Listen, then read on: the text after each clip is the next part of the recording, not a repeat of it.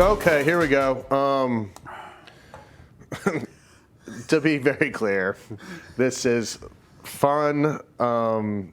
We got Dana McLendon, 2 million views on YouTube. Oh, no. More? Way more? Hundreds of millions. Hundreds you of just millions. Found one. Oh, I just found one then. Whoever gave me this is Rob. No. Get it together. I had 2 million views on the original place that it was posted, which has since been taken down within. Wait, who took it down?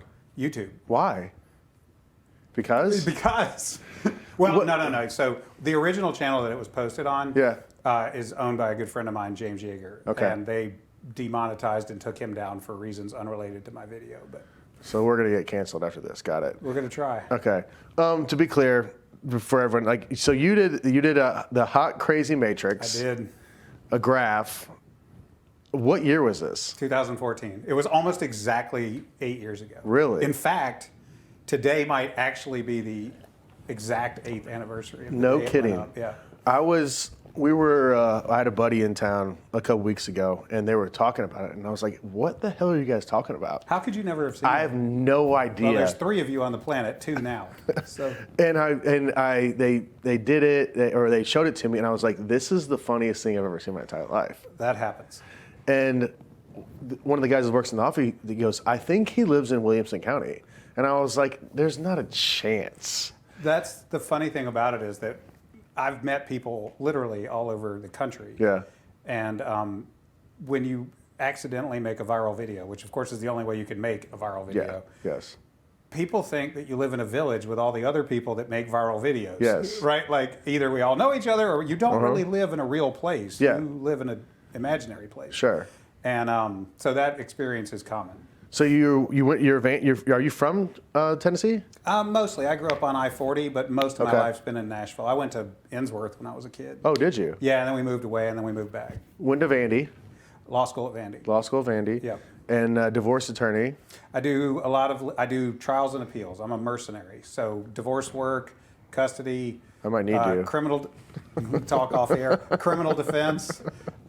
Anything at the courthouse, basically. I don't do bankruptcy and I don't do probate work, but Your wife's here, been married for 30 years. 30 years. Yeah.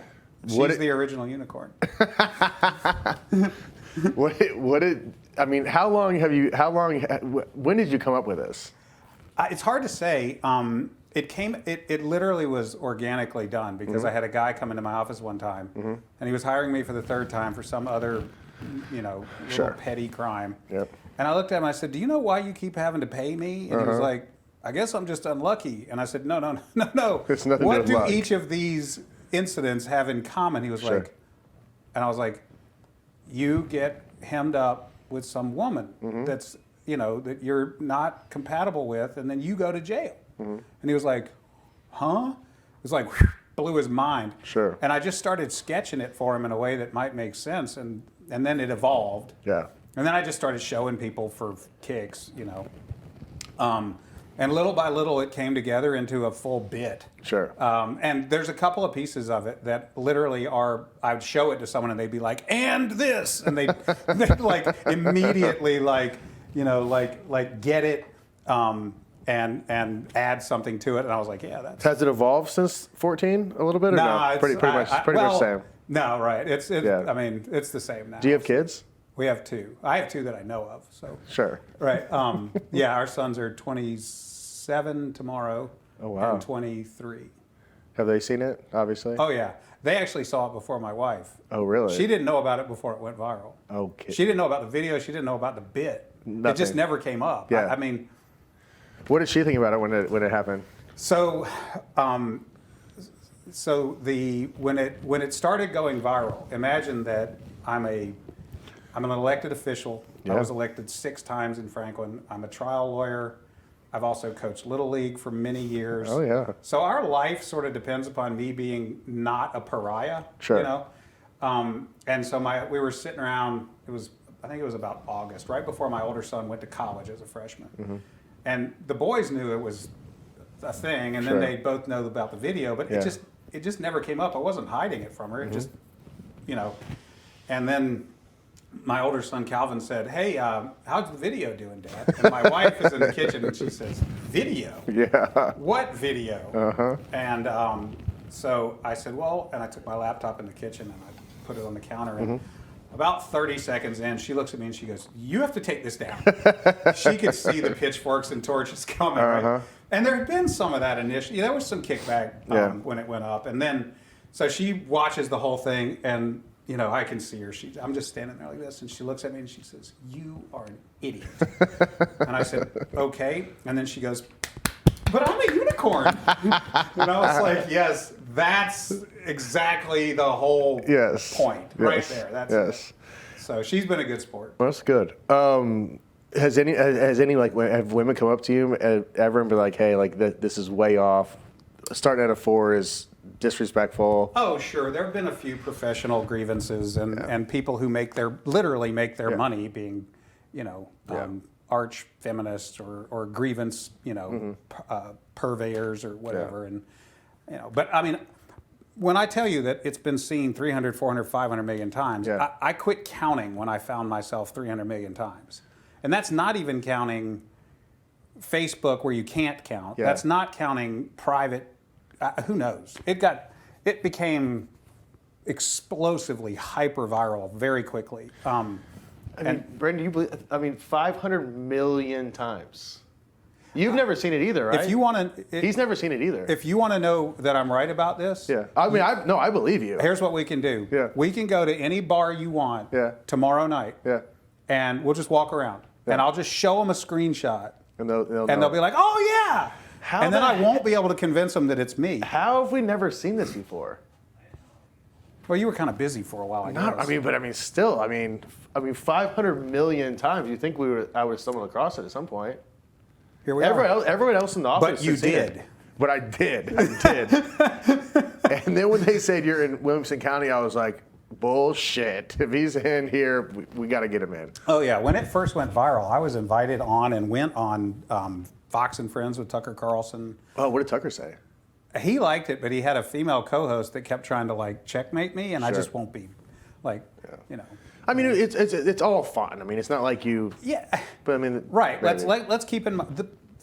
I know from how many numbers and how many places it went. I mean, it blew up on Bro Bible and Chive and all these places. Yeah. But I always knew when it went somewhere, let's say the other side of the internet, because I would literally start getting hate emails. I would literally start getting Facebook messages from people that were just hateful. I got fake bad reviews on my Google Law Office, right? Like all of a sudden, like 9 of them popped up, and they were like, "Worst lawyer ever, stole my money, never called me back." And I'm like, "You got what?"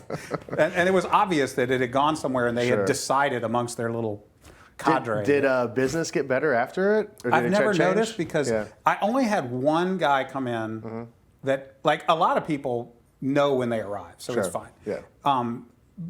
One guy one time hired me years ago for a custody thing or something, and he came back and called me like a day or two later. And he's like, "Man, I found out about your video. I don't want you to be my lawyer anymore." And I'm like, "Okay." He's like, "I want my money back." I'm like, "Okay, but I mean, like, what's the problem?" He's like, "Well, my girlfriend really hated it."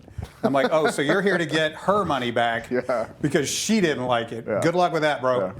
So, there was some kickback. I mean, I get it. But I try to tell people, look, it went hyper viral because it like blended like truth and comedy, right? Yes. It went hyper viral because it's about relationships, right? Like it's not a niche that you can't understand unless you're Hispanic or black or whatever.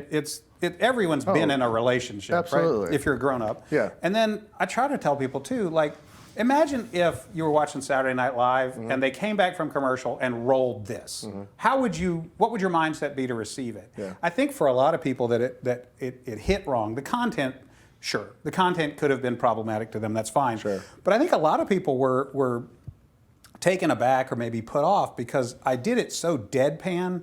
And it looked like I mean the way that you put it out there in your deadpan, and like that was the killer. Well, see, that was so good. That was just instinct because the day we made the video, we had no idea. Who was the guy in the video? James Yeager. And who's he? He is a firearms instructor, tactical instructor from Gotcha. Camden, Tennessee. Gotcha. So the day we made the video, we did not know we were going to see each other. We had never talked about the Hot Crazy Matrix. He had never seen it. Yeah.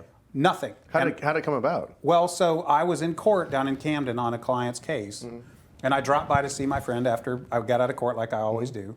And I don't even know, we were talking about something, and I mentioned it, and he said, what? And I was like, oh, I've never showed you this. And I did it on the back of a Target. Yeah. And he was like, that's funny, you should do a video. Well, he had a YouTube channel with 250,000 subscribers as it is. Wow. And so I was like, okay. So we literally walked out into the classroom. There was a camera on a tripod. We turned it on and we did one take. The entire thing that you see was one take. It was, we shot the Matrix. Yeah. And then at the end, he comes back on the camera and he goes, oh, is there one for dudes? And I'm like, yeah, he didn't know I was going to say that. Okay. Like everything you see is completely spontaneous. Yeah. And I knew when we were going to shoot the video, I was like, this is not one where I can laugh at my own joke. No. Right? I have to be like. The presentation was spot on. So I did it deadpan, and I almost cracked one time, because if you listen carefully, you can hear a couple of women who they were his employees. So there was just me, James, and two women. Yeah. A mother-daughter, actually.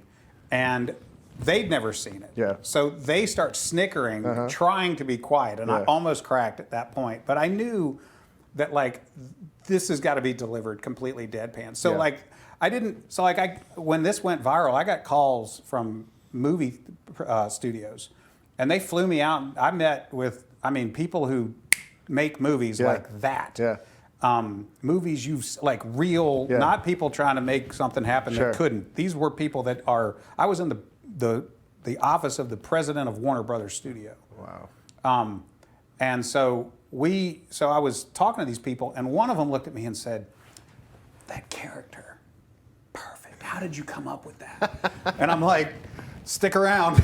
You'll figure it out. I was like, okay. So he thought he thought we'd carefully crafted the bad lighting and the character and the whole outfit was like a costume or something. I'm like, I'm sad to disappoint you, but I just went to court that day and I just took off my jacket. That's just what day-to-day life here. Yeah, that's me and my buddy goofing.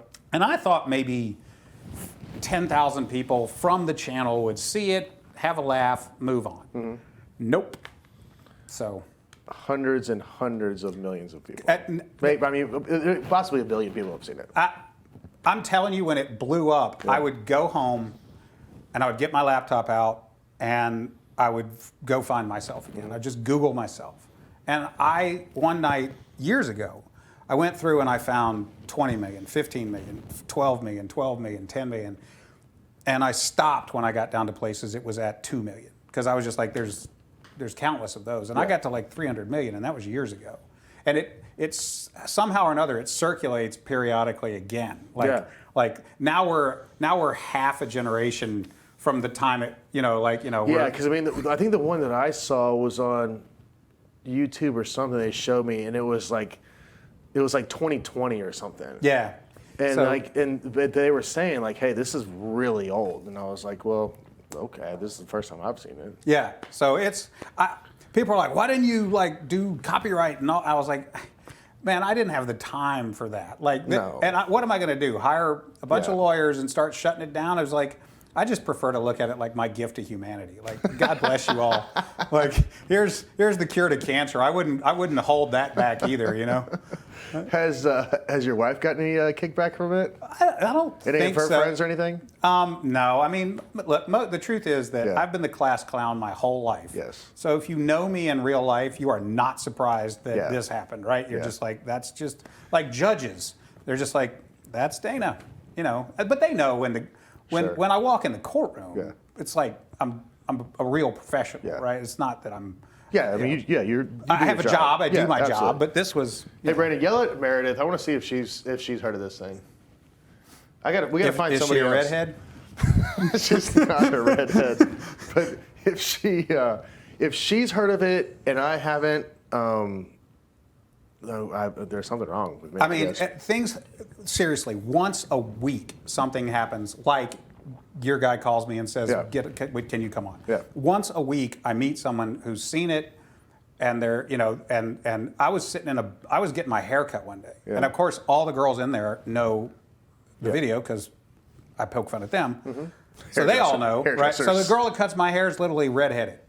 Okay, so I mean, she's double. Yeah, she's double. She's +2. So she knows. Everyone, all these girls know. And I'm sitting there getting my hair cut. This dude walks in. He's got his phone out. He's watching the video. We hear it. Hey, have you heard of the Crazy Hot Matrix? Crazy Hot Matrix. No. Yeah. So no one will recognize it by that name. But if we show her the screenshot, have you seen the video, the YouTube video, the Crazy Hot Matrix? All right, go in there. You're about to see it. So I'm gonna turn this off in case it rings, because someone will be calling me. So sitting there getting my hair cut. Guy walks in. He's listening. He's watching it. We all hear it. We already all know what's about to happen. And this dude walks in and he goes, "My buddy just sent me this. This is the funniest thing you've ever seen." And I look at him and I go, "Hey man, that's me." And he goes, "Dude, it's all of us." And I'm like, no, that's me. He goes, "I know, man. We've all been there." I'm like, "No, I don't think you're tracking yet." So me, Meredith, and Brandon, we're the only ones that haven't seen it. Well, In the last year. you're the last three. All right, go ahead and throw it up there. You ready? I'm You ready to get canceled and banned and picketed? I mean, if Meredith laughs at it, I think we'll be okay. Okay, so here's what I've learned. Okay. There's a punchline, a subtle punchline Okay. early. Yes. If they chuckle at that, you're good. You're good. If they bristle, it's not going to get better. Because when it was going viral, I had occasion to do it to show people who hadn't yet seen it because they hadn't yet seen it. And man, I found out that if I was showing it to a woman who'd never seen it, and I got to that first little punchline, and she didn't like it, I was just like, somebody just called. Let me get that, because it was definitely not going to get better. I mean, to be clear, it's for fun. You've been married for 30 years. Yeah. I mean, you've got kids. I've got a daughter. I was married once. We all respect women. Right. It's for fun. Right. And look, if you don't like it, here's the cool thing about it. Don't watch it. You can turn it off. Yes. Right? Like no one yet has been chained to a chair. You haven't seen this whole thing yet, have you? Not yet. Okay, get ready for this. Uncut with Jay Cutler is brought to you by Progressive Insurance. Most of you listening right now are probably multitasking. Yep, while you're listening to me talk, you're probably also driving, cleaning, exercising, or maybe even grocery shopping. But if you're not in some kind of moving vehicle, there's something else you can be doing right now. Getting an auto quote from Progressive Insurance. It's easy and you can save money by doing it right from your phone. Drivers who save by switching to Progressive save over $700 on average. And auto customers qualify for an average of 7 discounts. Discounts for having multiple vehicles on your policy, being a homeowner, and more. So just like your favorite podcast, Progressive will be with you 24/7, 365 days a year, so you're protected no matter what. Multitask right now. Quote your car insurance at Progressive.com to join the over 27 million drivers who trust Progressive. Progressive Casualty Insurance Companies and Affiliates. National annual average insurance savings by new customers surveyed who saved with Progressive between June 2020 and May 2021. Potential savings will vary. Discounts not available in all states and situations. All right, here we go. The hot, crazy Matrix. Okay. I mean, you've got 2 hot, crazy virgins in here. I've seen it a couple times, so this should a couple of them have literally not seen it. They don't have any idea what's about to Meredith, happen. you haven't seen it, right? And Brandon, you've never seen it, right? See? Not the whole thing. All right. So what could happen is they'll go, "Oh yeah!" Or they're going to storm out. All right. So this is everything a man needs to know about women, right? Mm-hmm. Since the dawn of time and the invention or the discovery of numbers, men have rated women on a 0 to 10 hot scale. I don't have to explain that, right? Nope, 0 to 10. The other one is the crazy side, and that one starts at 4 because, of course, there's no such thing as a woman who's not at least a 4 crazy. We're going to be okay. I think we might be all right. Okay, so this is the line. On this side of the line, if she winds up plotted over here, she's crazier than hot. Yes. And on this side of the line, she's hotter than crazy, right? Okay. Yep. Okay. So the first thing we're going to do is we're going to put a number 5 here and on the hot side, and we're going to rule this out. Now, look, I'm not picking for you what constitutes a 10 in your mind. Sure. Tall, short, heavy, skinny. Yeah. I don't care. It's all different. But if she's less than a 5 in your world, in your subjective world, don't waste her time. Don't waste your time. We call that the no-go zone. Move on. Okay? Yes. And then, so over here, between about a 5 and an 8 hot, below the hot crazy diagonal, this is your fun zone. You can hang out with these girls, have fun, whatever. You know, they're between a 5 and an 8 hot, so they're attractive to you. It's not a permanent location. This is not where you want to land for the rest of your life. Okay? Girlfriend. We'll get to that. Okay. Okay, so these may be like friends with benefits or some of these other terms that you children use today. So the fun zone. Now, above the fun zone, we have the danger zone, okay? This is where you find your redheads, your strippers, hairdressers, and anyone named Tiffany. All right? Sorry, any Tiffany's out there. Now, I'm not sorry at all. It's not my fault. This is science. Look. Fair enough. Right? And by the way, alternate spellings of Tiffany are +1. So like a Tiffany with an I or an IE, that +1 to crazy. Right? So the thing about the danger zone is it's fun. Yeah. But you cannot stay there. This is where you will go to jail. Better touch and go. You will be bankrupted, sent to jail, car gets keyed, bunny in the pot, all that. Okay? So let's pause for a moment and understand something too about women. Okay. At any given time, a woman can vanish from where you thought she was and reappear anywhere. Fun zone to danger zone, wherever. Or further Wherever. over here. We'll get to this. Yeah. But before we get to that, I want to make sure this is not something that you can just pop out of your pocket, look at, do one plot, and move on. You got to accumulate data. Okay. So like over time, you know, if you start to see a cluster of data points, you know, that's reliable. That maybe the one that wound up over here was just a bad day. Yeah. Okay. Or the one that wound up over here was a bad day. All right. But if you get a cluster, that's reliable. Okay. It's like a dope chart. Gotcha. Okay. Now, over here, say maybe up to like a 7 crazy. This is a date zone. These are girls that you might introduce to your friends and family. They are reasonably not crazy most of the time. You can stay there indefinitely. We're shooting for something just a little different, but you can stay there as long as you like, as long as maybe she'll let you. Because women don't want to stay in the date zone forever either, because of course, most of them want to move to the wife zone, right? Gotcha. So the wife zone is lower than a 7 crazy, you know, like maybe like a 5. Above a 5 crazy, lower than a 7 crazy, above an 8 hot. Wife zone. If you meet this woman, this is where you consider a long-term permanent relationship. This may be where you get married and make children. All 5 that kind to of stuff. 7 crazy. 5 to 7 crazy, above an 8 Maybe hot. not hot. This is the sweet spot. That's a tight group right there, though. Yeah, it is, and this is not according to size. Yeah. Like, so it's not like a pie chart. This is a This would be a lot smaller, probably. It probably would, but we have to, for the sake of the cameras Sure. and because of representation, you know, like we got to put it this big. Gotcha. Because if we were to do a pie chart, it'd Yeah. be difficult to understand the concepts here. Now, notice this too, that the wife zone is the first zone that doesn't touch the hot crazy line. Yeah. So it's a further regression Yeah. from the wife zone back over to where you're crazier than hot. Okay, that's part of the criteria, right? I mean, what's this one right here? So Like, below this a is- 5 crazy and above a 4 crazy and below a 5 crazy and above an 8 hot, this is the unicorn zone. These things don't exist.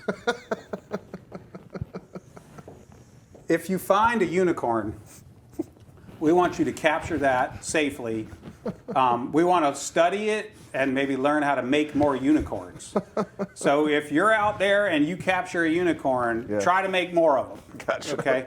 And good luck to you. But let us know. Report to headquarters that you got one. We'll issue a serial number, and we'll put you in charge of that unicorn for a while. So I was showing this to a dude one time, and he said, "Wait a minute, man. I've been seeing this girl, and she's like super chill. She's really smoking hot and super chill. She's like a 3 crazy and like a 9 hot." Not even on the chart. I said, "Dude, you're telling me you got a girl that's like a 9 hot and a 3 crazy?" He said, "Yeah, man. I like her a lot." I said, you should be careful. That's a dude. You dating a tranny. So,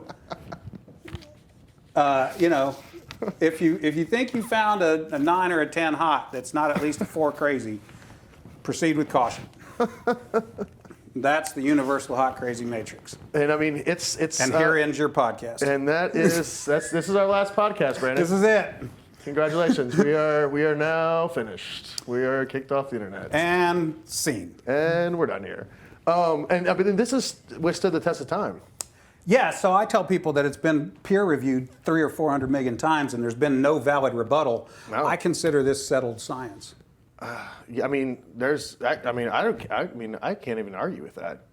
I mean, has anyone else like kind of tried to duplicate it? I've been copycatted by the same repeated. thing. Some dudes did.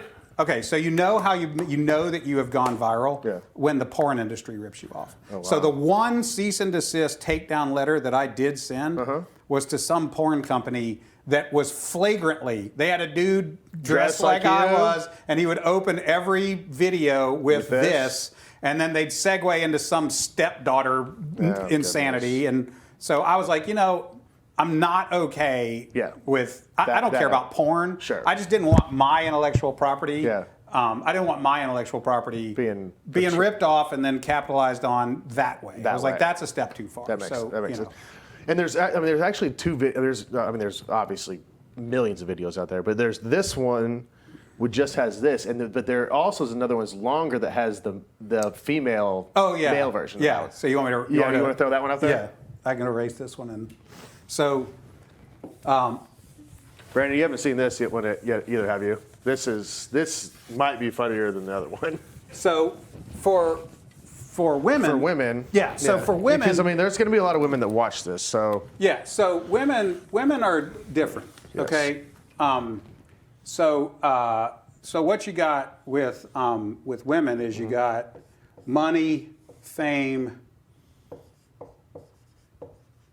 power. Right? Mm-hmm. And you got cute. Okay. And then, so women, of necessity, are extremely selective. They don't want to be making children with bums. So women have an extremely large no-go zone. So if you are not at least an 8 on the money, fame, and power, or cute, you are going to be relegated to the no-go zone for women. It's a hard life. It's a big no-go zone. It's a hard life for dudes, okay? Above an 8 cute, this is the women's fun zone, okay? They'll date you, but they're not keeping you, okay? And then above an 8 on the money, fame, and power, looks are no longer relevant. You are husband material.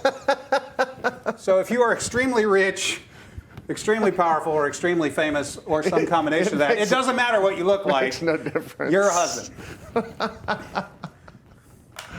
Oh my goodness. Yeah. And that is. And we can go on the internet and prove that 100 times over in 10 minutes. 3 minutes. Yeah. Right. So stay in school, guys. Or become an NFL quarterback, whichever you prefer. Either one works. Either one can work. Take an honest look at your skill set and exploit it as you are able. It's gonna be a big fight to get out of the no-go zone because it's a big block. Well, that's a biological imperative for women, right? They don't want to be saddled with some bums, little goblins.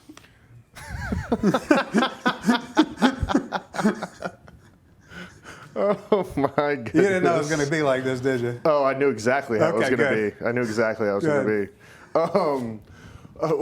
What else? I mean, what else do you do? What do you hunt? You do anything else? I do a lot of tactical training. Do a lot of martial arts stuff. Oh wow! Lift weights. Kettlebells, row. Walk. What are you boys up to? My older son lives in Denver. He works for a family-owned or a small. Now they've been bought, but a small manufacturing company that's involved in telecommunications and stuff. Cool. And my younger son is finishing up school, and we're going to launch him into the world as a fully formed adult soon. That's scary. I've got about to be a 10-year-old, 8-year-old, and a 6-year-old. Boy, girl. Boy, girl. Yeah. The problems get easier or harder as you get older, or just different. I didn't raise girls, so I can't speak to that. I can tell you this. I think I was fortunate that I did not have a daughter, because the last thing I needed was another woman in my house with me wrapped around her finger, giving me conflicting instructions. So I didn't need to be triangulated and played one against the other. The boys, my experience is that boys get incredibly, they get stupider. Starting at about when they start to course testosterone through their body, they get dumb as a rock, and they pull out of that nosedive maybe 24, 25 years old. You can start to see glimmers of the kid that you sent to kindergarten that could read. Yep. One day you're looking at him and you're going, "Did you eat paint? What happened? You are the dumbest kid I've ever met." And the problem with boys, of course, is that the collective IQ of a group of boys, and you've probably seen this happen. You said they're 10, 12, 12, 10? No, 10, 8. 10, 8. So if this hasn't happened, it will. You'll come home one day and your boys will be there with their buddies and they'll be doing something and you're like, what in the hell are you people thinking? No, it's already happened. Right. I look at it sometimes like, you guys, do you guys have a brain? Right. Sometimes? So Like, what are you guys doing? Like, why do you think this is a good idea? Right. So this is the problem with boys. The collective IQ of a group of boys is equal to the smartest one's IQ divided by the number of boys in the group. So let's say you've got a 180 IQ, like a super smart kid in the group. Okay, you got 10 kids, and you got, well, let's just say 3. Sure. Now you got a 60. Yeah. That's barely employable as an adult. That's like they will barely take you into the Marines if you have a 60 IQ, right? Like, Very so true. you went from world-changing genius to like algae. Yeah. Just by adding 2 other boys into the room. And I mean, looking back at my life, I don't think I really figured out. I don't think I really came out of it till like 30. I don't think guys really matured to like 33, 35. Well, yeah, I think, scientifically, the frontal cortex isn't done cooking until 25, and then you got to put a couple of years of experience on that to make it useful again. Yeah. So, yeah, I think that's about right. 20. I mean, different people, different, evolutionary periods, but 25 for sure. And Easily. Yeah, and 30 maybe realistic for many. Yeah. Because until you have some responsibility and you're just running around doing you're whatever. just running around being a dumbass. Yeah, do whatever you want. Right. So when are you going to retire? How much longer are you going to?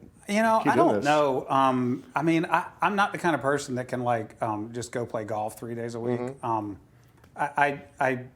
Do you guys travel a lot? Some. We'll probably will increasingly over time. I mean, we have a good life. I do okay, and we get to do what we want. My wife's a real estate agent, so we're not trying to make all the money in the world. We just want to be able to, if we comfortable. If we want to go spend the week at the beach, we do that. That kind of thing. So, back when this went crazy viral, I did some stand up. That was fun. Really? Where? I did 3 sets at Zanies. And then I did 15 minutes at the Improv in Hollywood. That's daunting. Making people laugh is hard. Well, when they hand you I think that's one of the hardest, comedians, that's one of the hardest things I think out there to do. It's okay. So I didn't know enough to be afraid. Sure. But I've been the class clown since they put me in a room with other people. So making people laugh was never a problem. Yeah. But when they hand you a mic and say, "Okay, funny guy, they're drunk. Good luck," make them laugh. It's a little different, right? So when I did the improv, it was sort of an audition for someone who could make other things happen, and we were talking about that, and it didn't work out just because, I couldn't just walk away from my career. Sure. And take, and start doing Zanies in Columbus and then drive to Cincinnati and then. Yeah. So business decision, it didn't work out, but we were looking at other ways to exploit the notoriety of the Matrix. Sure. So a person who's an enormously powerful person in the industry invited me out to see the proof of concept. Like if I'm thinking about putting this guy in a show or something, can he do it? Yeah. So I flew out and they told me, we want you to do the Matrix on the stage, but we want to see something new. We want to see you write something, you do it. Yep. So I flew out, and along the way I had met another enormously famous person who is not a comedian, but would love to be a comedian and probably could be a comedian.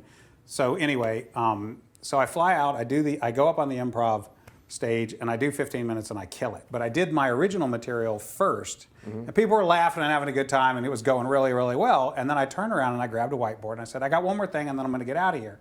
And I start doing the Matrix, and they start whispering, "Oh my God, that's the dude, that's the..." Because I dressed like, but they didn't add it up, because my name, no one knew my name. Yeah. So when I turned around and started doing the Matrix, they just started whispering. I could hear it. And I turned around and I said, "Who the fuck did you think I was?" Right? So I did it, and I came off the stage, and this enormously famous musician comes over and he goes, "Oh my God, I was so scared for you." And I was like, "Why? They're not going to eat me." Yeah. He was like, like, what if it had gone bad? I was like, I go home and I go back to being a lawyer. So what? Like, I got to do something, I'd seen the stage. How did you come up with the other bits? Oh, it's all derived from, the things I've seen as a lawyer for 30 years. More relationship stuff. Sure. Like half the time, more than half of what I do as a lawyer is counsel people. And like there's the go to court and have the trial part. But a lot of it is like taking someone who's in a terrible place and like figuring out how it got wrong and like helping them see it and then helping them make choices that are different. Figure out how to get through it. Right, like this started that way, and then there's a lot of other stuff that I've kind of turned into like. Because we've had a few comedians on this show, and like a lot of them pull. I mean, most of them pull from personal stuff. The funniest stuff is not caricature-driven tropes. The funniest stuff is shit that really happened. Oh yeah. That maybe wasn't even funny at the moment, but that they've since put a little bit of sauce on, and now it's hilarious, right? What was his name? Lavelle Crawford is. If you ever get a chance to have him on, man, he is enormously funny, and Lavelle Crawford, and his whole shtick is about growing up in the ghetto. Yeah, and I cried. I opened for him at Zany's, and I cried laughing watching him because you could tell he's just working out childhood trauma right on the stage. Yeah. And the funny thing is, his mother is there with him. She handles his merch and stuff, and he's telling horrible stories. Like, and they're just, but he's absolutely hilarious. But he's funny because it's so authentic. Yes. Like that's why this went nuts. Yeah. Is because people saw it and they were like, I can relate to that. I can relate to that. Like the Tiffany part was not originally part of the bit. The Tiffany part, I was showing a dude, and I got to the danger zone, and he put his finger in it, and he said, "And Tiffany's." And I was like, yeah. That's funny. That's first of all, everyone knows a crazy ass Tiffany. Yes. Second of all, it was comedic genius. He didn't know it, but I was like, that's funny because it's a placeholder. Yes. So if I say Tiffany, you might think Jenny. But it works. Yeah. Right? You just mnemonically like swapped them in your head, move on. So I think the funniest comedy is stuff that is just like awkward and authentic and like vulnerable. That's the funny stuff. Yes. And it's hard. I mean, it's not easy thing for people to do sometimes. Yeah. So like I said, I've been the class clown. I was, I moved a lot when I was a kid, so I compensated. I went to 3 high schools in 3 cities. So that's how you got through. I compensated by being a good athlete and by being the funniest guy in the classroom. Yeah. So if you're the funny guy in the classroom and you can go, knock people off their feet at 3 o'clock, you're going to be okay. Yeah, right. So I overcame my moving around a lot with those skills. Makes sense. Well, this was fun. Well, I'm glad because it's your last episode. you will. If we make it past this one, Brandon, I think we might be okay. Yeah. If you withstand what's about to happen to you, then you will. Oh gosh, I've been through worse. I'm sure. Maybe. We'll see. Yeah. You haven't pissed off a whole sex, gender, whatever. I don't know, Brandon. How do you think it's going to go over? Are you scared? With your audience, probably fine. Assuming I know anything about your audience. Yeah, I mean, Instagram's like 68% female, I think, of mine. I think they're going to think it's hilarious. The ones it's coming out. The ones that you want to funny hang around. I've had dudes tell me that they use this as a litmus test. When they start dating a girl, they're like, "Watch this. Do you think this is funny?" And if they do, then good. And if they think, "Oh, that's horrendous," they're just like, "Move on." We are not compatible. That makes sense. I mean, I've shown it to I mean, I've shown it to a lot of people in the last 3 weeks that I've seen it. But I've shown it to a few girls, and they all thought it was funny. And I was like, okay, that's well, cool. and here's what I learned along the way is that, like, there's people born blind, there's people born deaf. There are people born without a sense of humor. Oh, you think it's a absolutely. given, right? Yeah. And I'm not just talking about like they're dry or they're Yeah. I had people come to me and they're like, I don't understand why this is funny. I was like, well, I didn't mean to offend you or anything. No, I'm not offended. I just don't get it. And I'm like, I don't really know how to explain that to you. It'd be like me trying to tell a blind person what is blue. Yeah. How am I to describe blue to a person Yeah. who's born blind? Yeah.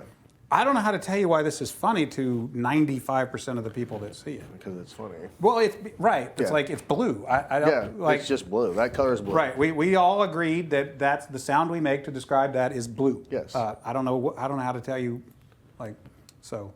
But from this, I've evolved. I actually sat on a bunch of material because I was like, it doesn't matter now, but like at the time, I didn't want to do another video and then it didn't go well or whatever, and I devalued because I monetized this. I mean, I optioned it to studios twice, and then Me Too came along and they all ran for their lives.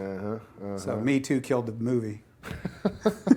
That's okay. I wasn't like waiting tables and writing screenplays and hoping for a break. It's all right. I'm going to be okay. Well, hell, this was a lot of fun for me.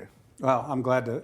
When you guys called, I was like, of course. I've accepted every interview. I've been on, podcasts with 3 followers, but because I think it's fun. But, Oh, it is fun. I appreciate you taking the time. what else was I going to do? Oh, I don't know. Go to court or something. I work for myself. When I put this on my calendar, I was like, I just don't accept any court appearances for today. And Thursday's not a big court day anyway. Is today Thursday? I think so. Yeah, it is Thursday. Well, hell, thanks for coming in. This was a blast. And, if this is my last podcast, it was worth it. Well, and now you get to tell people that you know me. Exactly. Exactly. There's a billion of them out there that know you. Right, So like, right. I could be Hey, there's a lot of dudes that played quarterback. There's one me. There's only one crazy right. hot Matrix, and guess what? He was on my last podcast ever. You're welcome. Thank you. Thank you for having me. Oh, it was fun. I appreciate it.